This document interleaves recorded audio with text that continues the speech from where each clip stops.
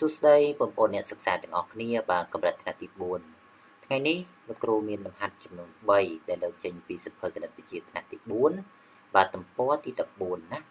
បាទតកតងជាមួយនឹងប្រមាណវិធីបូកបាទអញ្ចឹងបាទតកតងនឹងប្រមាណវិធីនេះដែរបាទលោកគ្រូចង់បង្ហាញអំពីវិធីសាស្ត្រខ្លះៗបាទតកតងបាទជាមួយនឹងប្រមាណវិធីបូកបាទចង់ដឹងបាទបងប្អូនអាចមើលតទៅចប់គឺយើងនឹងទទួលបានចំណេះបាទពីការរៀនដោះស្រាយលំហាត់នេះណាបាទអញ្ចឹងបាទលំហាត់គ្រូមាន3លំហាត់បាទលើកយកមកបង្ហាញបាទលំហាត់អក្សរកគេឲ្យបាទ54210បូកជាមួយនឹង3058ណាចំណែកឯអក្សរខបាទគេឲ្យ26105ណាបូកជាមួយនឹង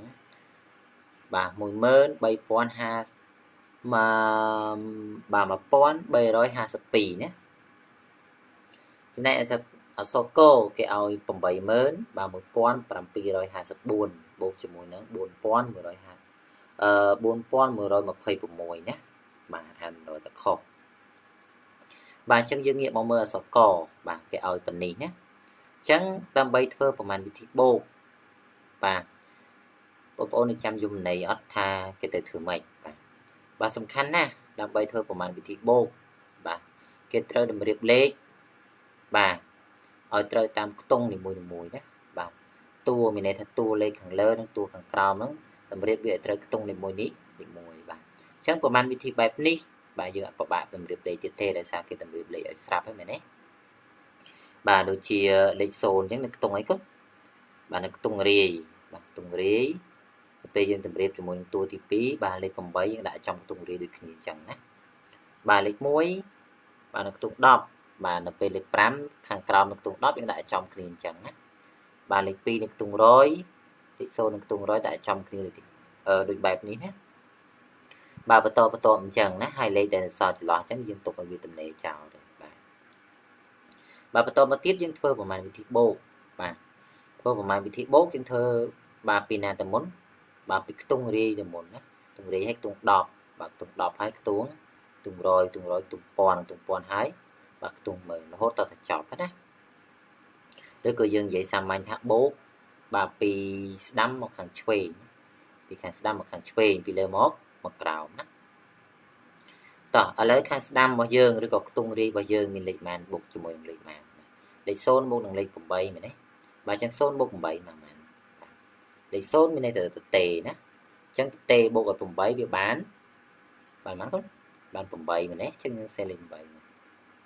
បាន5 8បាទបូកខ្ទង់រាយឲ្យហើយបាទយើងបូកខ្ទង់10ម្ដងបាទខ្ទង់10មានលេខ1និងលេខ5នេះណាលេខ1និងលេខ5អញ្ចឹង1បូកឲ្យ5ហ្មងបាទ1បូក5គឺចម្លើយរបស់វាគឺស្មើនឹង5 6អញ្ចឹងគាត់ទៅសេលេខ6បាទ2បូក0ហ្មងកូនបាទដូចអានេះដែរណា2បូកទៅទេគឺស្មើនឹង2បាទសេលេខ2មកបាទ4បូក3បាទនៅខ្ទង់1000ណា1000បូកជាមួយខ្ទង់1000ដូចគ្នាអញ្ចឹង4បូក3ស្មើ5 7យើងទៅសេលេខ5 7បាទលេខ5មានអីបូកអត់តួរបស់វាខ្ទង់របស់វាគឺទៅទេមែនទេអញ្ចឹងទម្លាក់វាចុះបាទយើងបានលេខ5ណាបាទអញ្ចឹងចម្លើយសកគឺយើងឃើញបាទ57268ណាបាទចំពោះអក្សរខបាទបងប្អូនអាចធ្វើបានទេបាទបន្ទាប់ពីរៀនអក្សរកហើយណាបាទអញ្ចឹងងាយទេបាទយើងបូកមកពី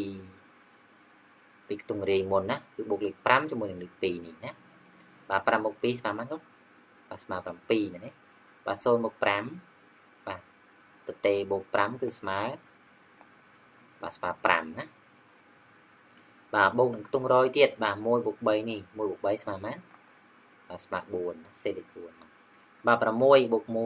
បាទ6ថែម1គឺស្មើ5 7បាទលេខ2អត់មានអីបូកបាទទម្លាក់ចុះណាបាទចម្លើយអក្សរខគឺយើងឃើញបាទ27457ណាបាទចូលអក្សរកមួយទៀតណាបាទអក្សរក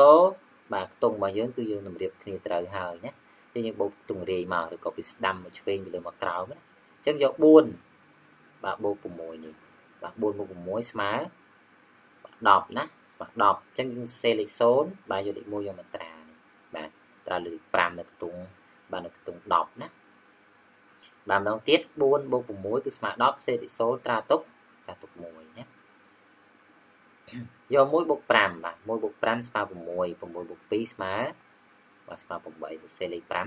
8ណាបាទ7 + 1ស្មើម៉ាញ់បាទស្មើ5 8សរសេរលេខ8បាទ1 + 4ស្មើ5បាទ8អត់មានលេខបូកជំនះចុះណាបាទអញ្ចឹងនៅក្នុងការដោះស្រាយលំហាត់ដែលលោកគ្រូបង្ហាញនៅថ្ងៃនេះបាទគឺមាន3លំហាត់ណាបាទបងប្អូនគិតថាលំហាត់នេះជាលំហាត់ស្រួលបាទសូមបងប្អូនខមមិនមកថា